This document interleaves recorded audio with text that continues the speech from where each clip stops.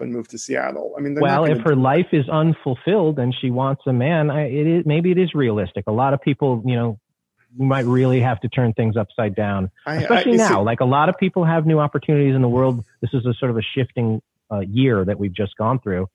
Maybe it is the time to make your move. But, I think it would be much better if you want to make your move to get off the dating apps. And I think you're going to find somebody faster that way. I agree. The best dating site is Earth. I'll say that all the time. So can I tell you a little story along those lines? So yesterday, I have a friend who's a English professor at Rollins College in Florida. And it's a very fun school. Yes. Yes. And she's teaching a class that it's kind of a life skills or it's designed for college seniors about adulting essentially. And she asked me to talk to the class. And much of the conversation dealt with my doubts and reservations about online dating. And at one point, a girl in the class kind of, raised her hand electronically and asked, well, if you don't want us to use the dating apps, how are we supposed to meet someone?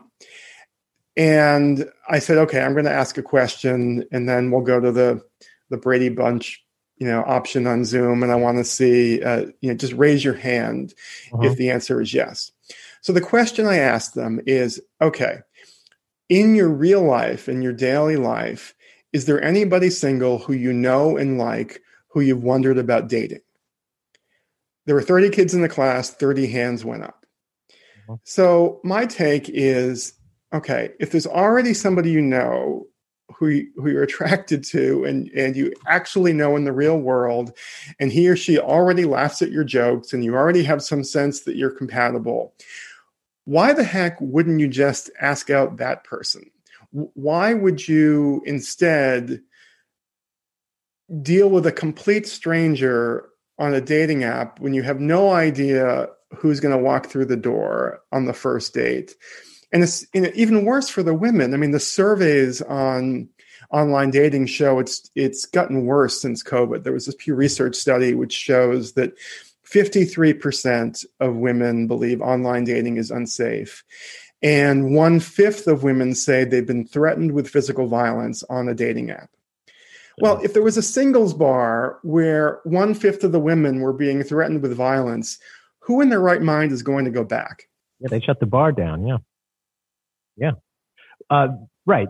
And you're right on that. Your own pool, your own backyard has some opportunities, but people are like, they don't look at what could go right. They look at what could go wrong. And they're like, if I put myself out there to somebody I already know and it goes bad, it's going to be awkward. It's going to ruin the relationship. I'd rather take my chances in a stranger. I'm not saying that's right. I'm saying that's the mindset. It's definitely the mindset, but the research on this shows that there's I guess I'd be better with online dating if there was more of a payoff, but the research shows that the breakup rates are higher than meeting in kind of the old fashioned ways I like, through work, through friends and family, neighbors, at church, that kind of thing. The breakup rates are higher and the marriage rates are lower for the online couples. And other studies have shown that when couples who initially met face-to-face are more likely to report perceived similarity, which is a big marker when it comes to compatibility. The more likely to report liking the other person, the more likely to report feelings of closeness. The people who initially meet face to face versus the ones who initially meet online, and you can. It's not hard to picture how this plays out in the dating space. And I'll give you an example. There's a woman I interviewed for the book, who she described online dating to me as a doubter's game. And I actually thought this was kind of a clever turn of phrase. And the reason she said this is because she's divorced in her 40s. And the reason she said this is because she had just had so many experiences of men lying to her on dating apps, lying about their career, their marital status, whether they were actually looking for a relationship or just a hookup. And after a while, it got to the point where she would spend the entire first date just trying to find all the holes in his story.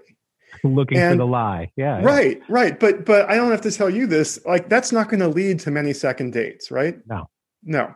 So if you're entering the first date with this level of skepticism and caution, and as you know, particularly for women, every online first date is a blind date with a complete stranger, which means that the day before you spend the day before Googling the guy to death, checking him out in social media, making sure he really is, Robert, the handsome fund manager, and not Billy Bob, the ex-con.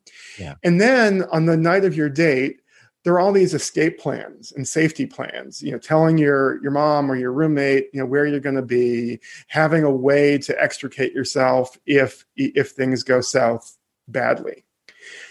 Again, if that's your mindset, going into the first date, and I totally understand why women are protecting themselves, but if that's your mindset, the odds of you falling in like or in love are much lower. Yeah. I mean, you need to date, keep your guard up and do your research, but less skepticism and more optimism, because you're creating an environment in there where his confidence can flourish, where the connection can grow. And if you're going on everything like, how do I pull the emergency chute and get out of here? It's one of the first things I think I ever said is, stop looking for red flags and start looking for more green lights. And as you said, you're more likely to have that level of comfort with somebody who is in your real life universe. Yes. Right? That's my take. All right. As I was saying, it took me a while to grasp and agree with Datanomics. That didn't happen this time. I'm all in. I bought all in from the first sentence.